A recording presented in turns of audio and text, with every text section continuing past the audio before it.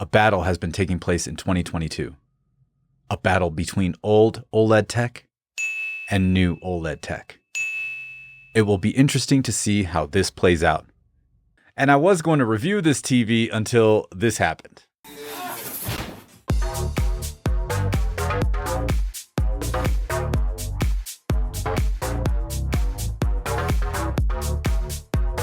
And I am back. What is up, Techno fam? Chana D, your Techno Dad here. First things first, I want to give a big shout out and thank you to my patrons on Patreon. Thank you guys so much. You rock. I had to buy this TV and I had to buy the LG C2. That was not an easy thing, so your contribution totally helped me purchase those TVs, which I got from Value Electronics. So thank you to Robert for sending those over so fast. And if you guys are looking to buy a Sony, a Samsung, or an LG this year, definitely check out Value Electronics. Link is down in the description. Tell them Techno Dad sent you. I also got this new G-Shock. It was fairly inexpensive. And yo, Casio, what's up? These are like my Techno Dad colors. Let's get together and make this the official Techno Dad watch. What do you say, Casio? I'm down if you're down. Let's do it. All right, everyone, just like my LG video, this is going to be a long one, so make sure you check out the chapters to see what information you need. I'm going to show you guys how to set up eARC, 4K 120 HDR, and we're going to get into a little HGIG setup as well in the video. So if you need those things, just jump to it. It's all good. All right, let's go upstairs and see if this TV's okay. So I ended up getting the 55-inch S95B from Value Electronics, which retails for $2,200.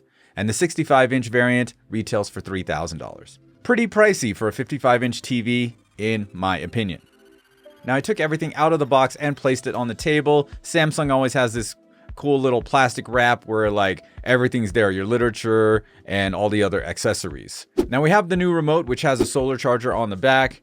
We've got a Y splitter for audio output and a 3-prong IEC, which is a little funky. We also have 4 screws for the stand assembly and of course the stand assembly itself. Now this consists of 2 pieces that slide in together to be tightened with the 4 screws.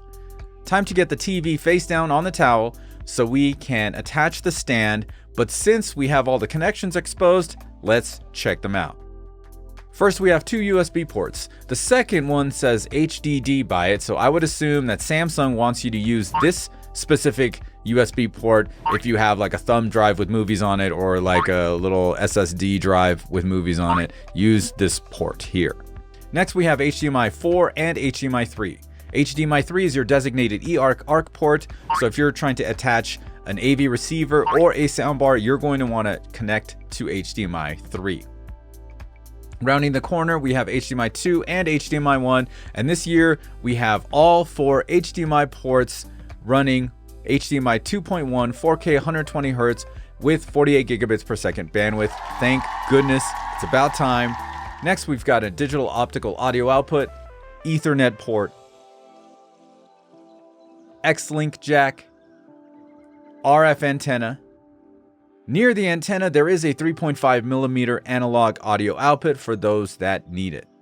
And the opposite side of the TV, we have a power port. Getting the stand attached is easy enough. Line up the pegs into the holes, slide it into place, and then latch it up. Next, you put the plastic covers on and you are good to go. I probably will ditch the cover by the ports though, because I'll be constantly changing devices and changing how the setup is during my testing. Now, one of the things I thought was difficult and a little weird was getting the TV from the face down on the table to actually upright on the table. The panel's super flimsy, so I had to have my wife help me out to get it just, you know, from the table like upright. And yeah, it was a little weird. And even like when I carried it down here, I don't know, it was a little flimsy. So just be wary of that if you're, you know, attaching the stand. Just get the TV up with someone else's help. That's all I'm trying to say. Just use 2 people. That'll be what you need to do. Firing up the S95B in this dark room, I can already tell it's going to be super bright. One thing off the bat that I do like is the screen saver. That popped on while I was doing the startup and downloading the update, and it's really cool. And I know that like LG had something cool like this, the little fireworks thing, but they totally ruined it by adding text. So now the screensaver has like this little firework thing and then a bunch of text. Like, come on, LG. Like, what are you doing? You had it right the first time. Why do you try to fix something that didn't need to be fixed? All right, so the first thing I want to do is turn off the soap opera effect, aka motion interpolation. And the way to get into the Samsung menus took like, you know, 7 or 8 button presses. And I was just like, oh no, this is going to be a pain in the butt to calibrate when I get to that stage. That was until I got a tip from Tech by KG, who also has a YouTube channel. Go subscribe to him. I'll have a link down in the description. He told me that if you press the 1, 2, 3 button, you'll get to settings a lot faster. So on the remote, this is the 1, 2, 3 button. You just press that and then you press up and you click it and you're already at the all settings button or option. And normally it takes 7 to 8 button presses to do that. So when we knock it down to like 2, that's a good thing. Also, Samsung, you are really missing another button. We need to change this button up here, whatever the heck this thing is. Change that to a source select button or input button. I'm tired of going home and then having to go here and go there. We need a source select button on the remote. Whatever this thing is, nobody wants it. Nobody cares. I don't even know what it does. I tried it. I was just like confused. Okay. So yeah, input button, because who needs all of these? Chances are people are just going to go to one of these services more than the other. And you've got 4 of them: Disney Plus, Netflix, Samsung TV Plus, and Prime Video. Yeah, I'm thinking majority of people will actually use that button if it was an input button, as opposed to whatever feature that is you're trying to implement. So you press the 1, 2, 3 button on the remote and then tap up to get to the settings cog, select it, and then all settings is already highlighted. Select that, go into picture, then picture mode, and then we need to change this to movie. If you like Filmmaker, you can do this on Filmmaker. I believe I did it on Filmmaker later on.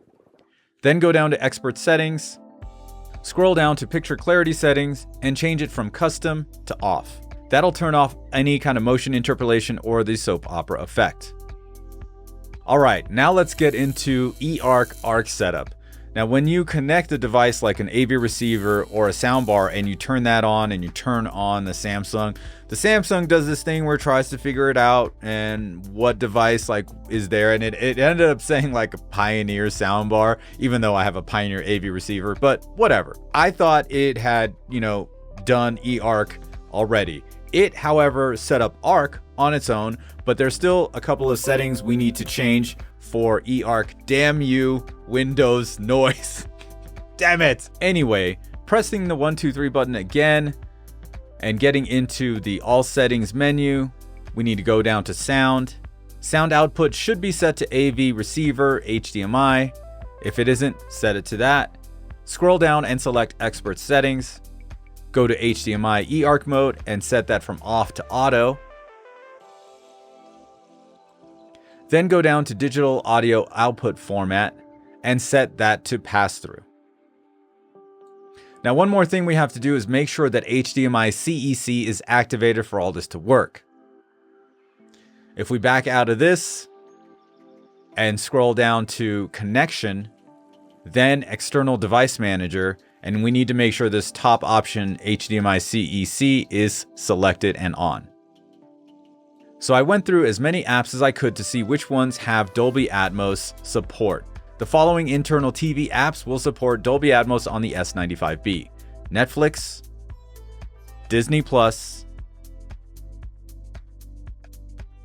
Amazon Prime Video, HBO Max,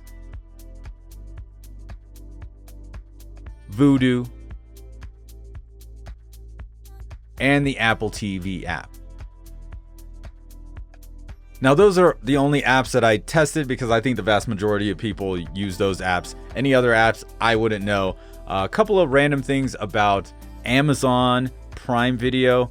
They usually don't say, you know, Dolby Atmos in the info. You actually have to go into, I think, like Jack Ryan season 2 or something like that, and you'll see the Dolby Atmos on your receiver, but you won't see it specifically in their little info screen like on the other apps. So just something to note.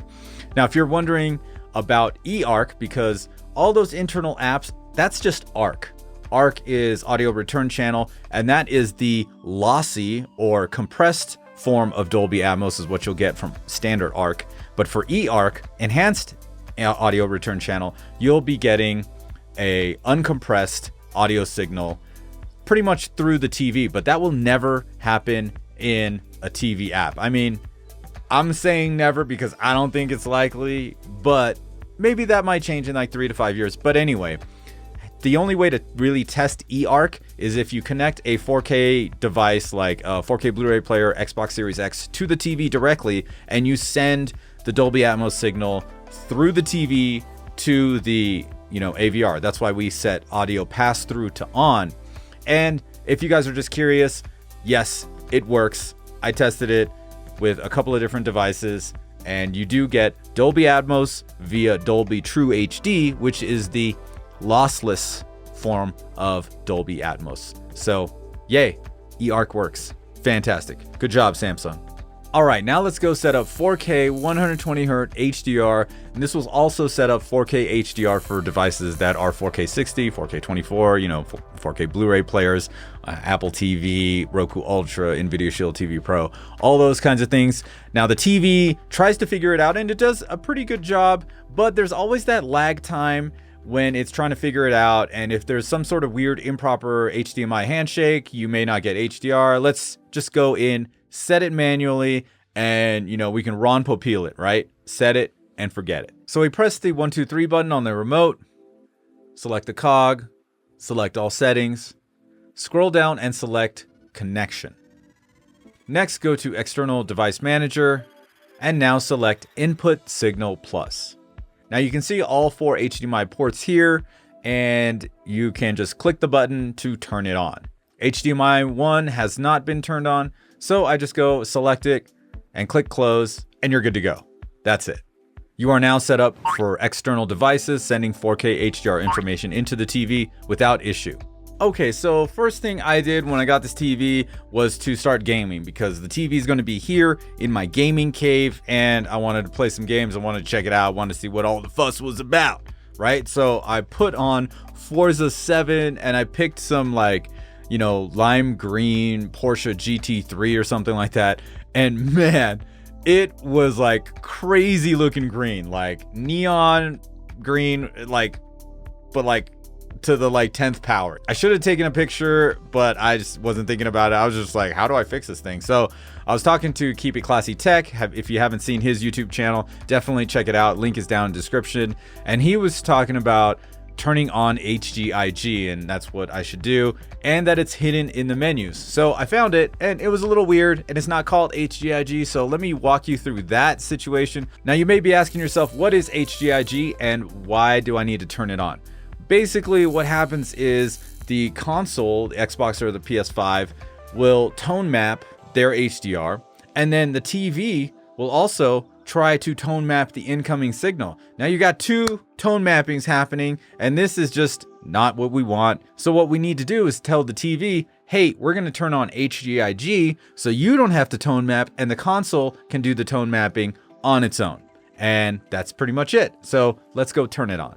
Now, first things first, we are going to need to turn on a game that has HDR.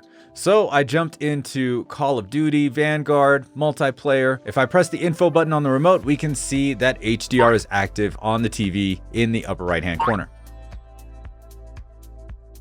So I press the 1, 2, 3 button, get to all settings, select all settings, scroll down and select connection, select game mode settings, go down to HDR tone mapping, now go down to game HDR and turn that on. By default, this is turned off, but since we have a game running HDR, this option is now available. So if you get here and it's grayed out, that means you need to put on a game with HDR running, and then this option will be available for you to now activate. So yeah, I would highly recommend turning on HGIG if you are buying this TV to game like I am. This is going to be my Dolby Atmos gaming cave. I can't wait for a few other pieces to come in and show you guys, because it has been nuts having a near field Dolby Atmos setup in here with the TV now and the Xbox, and this is like heaven. I would never game with headphones on ever again because I have this room. It's like the whole room is like a pair of headphones with like Dolby Atmos everywhere. Fantastic. So yeah, don't forget to subscribe up and hit the bell to get notified for cool videos like that. That should be coming up in a few weeks, I think. I still got to do a couple other things. But anyway, let's move on to my first impressions. And I got some demo footage for you guys to check out. So I'll keep that running as I'm talking. Whoa, what is up, everybody? Future Chana here. I was editing my video and a couple of things have happened. FOMO did a very, very long calibration stream about the S95B. And before we get into my impressions, because I want you to know that my first impressions have to deal with uncalibrated Samsung QD OLED, whereas once it was calibrated, it wasn't an easy thing to do. Once it was calibrated, it looks amazing. Everybody from FOMO to Ninjician AV and Sammy, the other calibrator that was there, and everybody was just amazed at how much better the QD OLED looked after calibration. It is one of the best HDR representations they have ever seen. So keep that in mind. It isn't easy to calibrate it, but if you do get it calibrated, this thing is going to look fire. So I'm pretty much going to say what everybody else has been saying about this TV. It's everything good about an OLED, and it's everything good about a QLED. So basically, you have the inky blacks, you have the self-emissive pixels, but we also have an RGB panel as opposed to LG's W RGB panel. That W stands for white, and that is the subpixel structure. So when we have a panel that has an RGB subpixel structure and a panel that has a W RGB subpixel structure, on the W RGB panel, we do have white pixel dilution, meaning we can get richer, more vivid, more vibrant colors out of the RGB panel because we don't have that white pixel in the mix. And what does that all mean? It means a really vibrant, striking picture from the Samsung S95B. Now, of course, this is new tech, like brand new tech, and you know, this is the first iteration in the first year of it. So maybe in the coming years, it's going to be better. I know people are talking about the fact that it's a little too bright and it pushes colors in wrong directions and it's not really accurate. And I was on a live stream with Keep It Classy Tech and Tech by KG, where he was going through with the 83-inch LG and the 65-inch Samsung, and we could totally see that when he had a red car selected in Forza, that red looked orange on the Samsung, and then the yellow on the LG looked a bit goldish on the Samsung. So the Samsung's pushing colors in the wrong directions, and I've always known Samsung to be pretty aggressive with their colors, very saturated and not so much accurate. Now, what does this mean for you? Tell you the truth, like, let's be honest. Let's be brutally honest. I'm not a Samsung fan. I used to be back in like 2004, 2005 when I got some Samsung TVs, and it was all about Samsung LED LCD. But these days, I have not been a Samsung fan, and I gotta say, this thing looks pretty awesome. And depending on what you're gonna use it for, I'm gonna use it here for gaming. You know, I got the LG right above the Samsung. They're sitting right here. I'm trying to figure out which one is the best gaming TV. And I think Samsung might take the cake because, yeah, I don't necessarily need every color to be exactly what it needs to be. I just want to play the damn game. And when I'm playing Call of Duty or driving a, you know, race car in Forza, dude, I'm rolling around, I'm like pew, pew, pew, pew, pew, pew, or like banging into stuff. Those little details are so hard to see when you're actually playing the game, and it's not really that noticeable. I mean, the vast majority of you probably not gonna care, you know, and you're not gonna notice. You're only gonna notice if the two panels are side by side, really. That's the only way you're going to notice. Now, I know a lot of you are like, oh, well, you know, if I'm watching movies, you know, I watch a lot more movies than I do gaming. Okay, cool. maybe you want to wait for Sony's version of the new QD OLED, or you could go with LG and save yourself some money. And I know a lot of people are like, why are we comparing apples to oranges? And I totally get it. Like, this is an apples to an orange comparison because the price difference is so large. Okay, in the 55-inch, we've got $1,800 for the LG, we've got $2,200 for the Samsung. Yeah, that $400 with tax and everything else, yeah, it's a big difference. It's a big difference. So I kind of wouldn't put the LG C2 55-inch up against the Samsung S95B. Like, if you just wanted to see old OLED tech and new OLED tech, yeah. But as far as which one should you buy, well, just go based off the price. If you want to spend under $2,000 for a 55-inch, then I'd say go with LG. If you want to spend more to try this new stuff, and yeah, it's maybe not accurate, maybe you're okay with that, yeah, check out the Samsung. Now, I've been doing this for a lot of years on YouTube, and I say this every time I make a Black Friday video about buying TVs. There are three main factors for, what you need to look for when buying a TV. One is your viewing habits. Is this for gaming? Is this for TV? Is this for movies? Your viewing environment. Is this going into a dark room like this? Is it going to a room with a lot of light? In which case, this could be the best OLED for bright rooms. It could be. It very well could be the Samsung S95B, I'm saying. And then the third thing is your budget. So once you balance all those three things and figure out what TV is the best TV for you, then you make your decision, right? I can't tell you which one to buy. I mean, I could suggest, but like, really, you're the one that needs to figure it out. And like I say, every year, no matter how much money you spend, you will never find the perfect TV. And I said this on Classy's show last time, and he's like, I think it was him, and it was either him or KG, and they were like, I forget which one, but they're like, well, they got to sell you something next year. So yeah, I guess we'll never get the perfect TV. But just keep that in mind when you are TV shopping. If 2022 is the right year for you to upgrade, then think about those things. And of course, stay tuned to the channel. I'll have some more TVs and then some more insight for you guys. If you're going to plunk down a lot of money on a TV, you want to make sure you make the best choice. Now, don't forget to check out all the links down in the description, and I will see you guys in the next video. Peace. Oh yeah, let's also not forget there's still no Dolby Vision. So if that is a deal breaker for you, that is a deal breaker for you. For me, in this situation, being a gaming TV, not really that big of a deal.